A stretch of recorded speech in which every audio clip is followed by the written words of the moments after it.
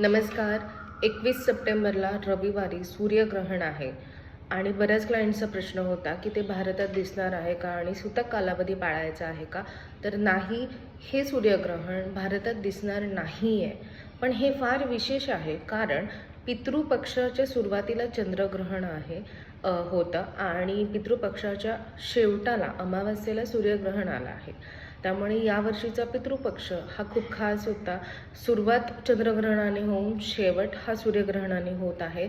सूर्यग्रहण हे भारतात दिसणार नाही आहे, तर ते न्यूझीलंड, आफ्रिका, साधारण उत्तर अमेरिका, पूर्व अमेरिका आणि ऑस्ट्रेलिया या देशांमध्ये ते दिसेल. भारतात जरी सूर्यग्रहण दिसणार नाही आहे तरी आपल्या राशींवर सूर्यग्रहणाचं कमी जास्त प्रमाण हे असतंच असतं. तर त्याचा कुठला दोष लागू नये, ब्लेसिंग्स आपल्याला मिळावेत, त्यासाठी आपण रविवारी सकाळी सूर्याला अर्घ्य देऊ शकतो. सूर्याला अर्घ्य देताना पाण्यामध्ये चिमूटभर अष्टगंध किंवा साखर किंवा गुळाचा खडा हे आपण मिक्स करायचं आहे आणि सूर्याला आपण अर्घ्य हे देऊ शकतो.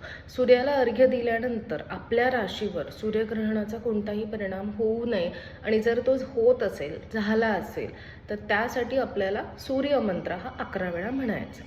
आता हे ग्रहण भारतात दिसणार असतं तर त्याचा सूतक कालावधी, त्याचा वेद कालावधी आणि पूर्ण ग्रहण हे गर्भवती, लहान मुलं आणि वयोवृद्धांनी पाळणं गरजेचं असतं. पण ते भारतात त्याची कुठल्याही प्रकारची छाया दिसणार नाही आहे, त्यामुळे ग्रहण पाळणं आवश्यक नाही आहे.